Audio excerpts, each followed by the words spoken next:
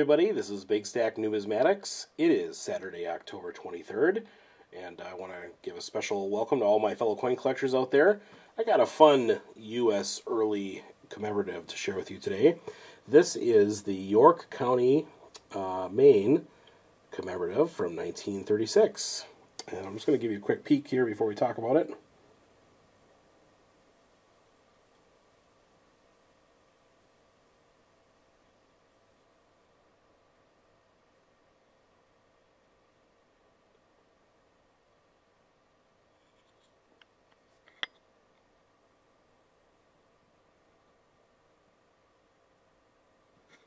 This particular example is a luster bomb, at least in person. Holy cow, the cartwheeling is insane. I did read that these were struck, I believe the person that engraved this, instead of going right to plaster and then getting it cast, went straight to bronze, and as a result it turned out very low relief, and as a result most coins are very well struck. But boy, let's see if I can show off some of the cartwheeling on this. Sorry about the overhead light is kind of getting in the way, but a lot of luster. Beautiful coin. And I mean, it just catches the eye. So, and of course, yes, a PCGS old grain holder with the rattlers. You know, they kind of, this thing is so tough to get it to sit, because it just will sit and spin in there. With that. And this is a CAC stickered example. There's the green bean right there. A little bit about this coin. So this is another in the early commemoratives. That is another one off my list. I'll have to get a checklist going so I can kind of see where we're at with this. But I am growing more and more interested in these because there's a finite amount of them, and I don't know how many I have now.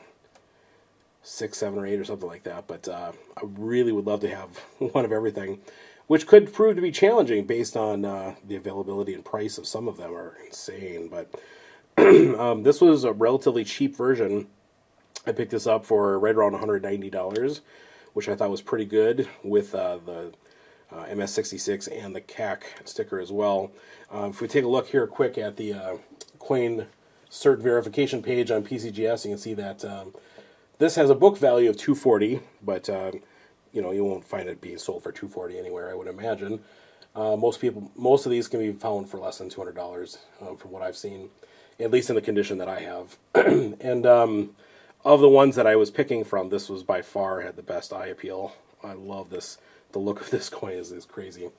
When I look at the overall price history, what I'm seeing here is that it's spiked up to a high of over $2,000. Boy, back in the late 80s. I can't imagine paying $2,000 for this coin. But right now, it's kind of on a little bit of an upswing. As early as last year, this would have been worth $195 book value, which is close to what I paid for it. But it's worth $240 now, as far as the PCGS retail goes. So, they always say buy the coin, not the holder. Well, when you're getting a nice, beautiful coin like this, and it's an old green holder, and it's CAC, it's kind of like buying the coin and the holder. Both of them are cool. So I do like these old green holders.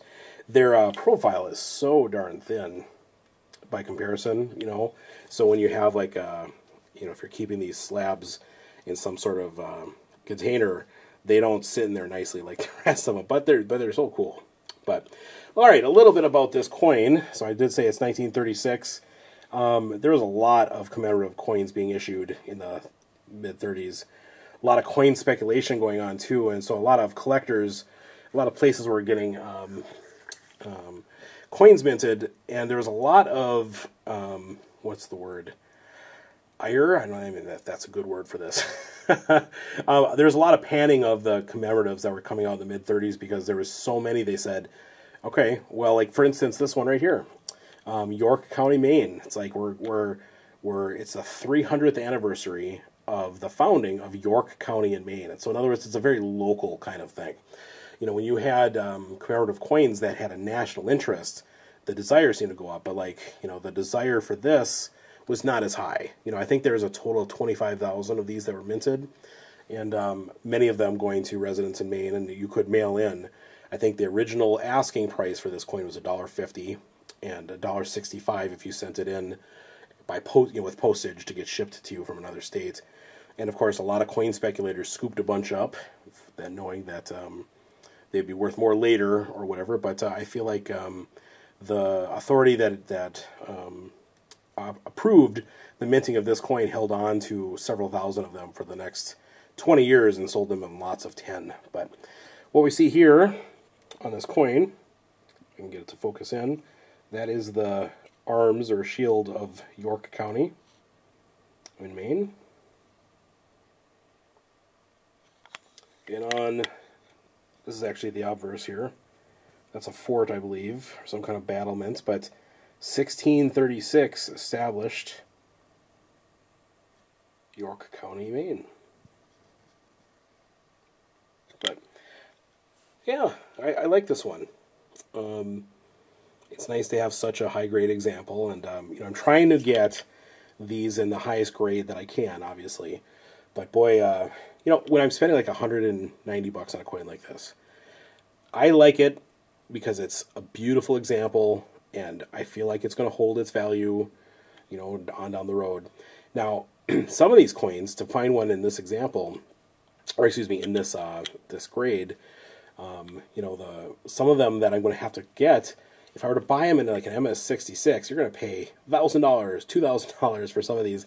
I can't really afford to do that, so I'm going to have to make some concessions on some of the early historical commemoratives and just not get them in the best possible grade, because I just won't be able to afford it. But like something like this is one of the cheaper ones, so this was an easy one for me to pick up. So how about one more quick look here.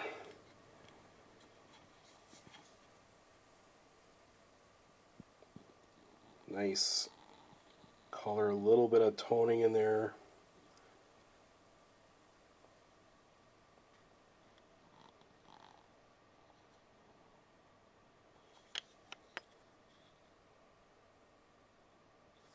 Try to zoom in a little bit.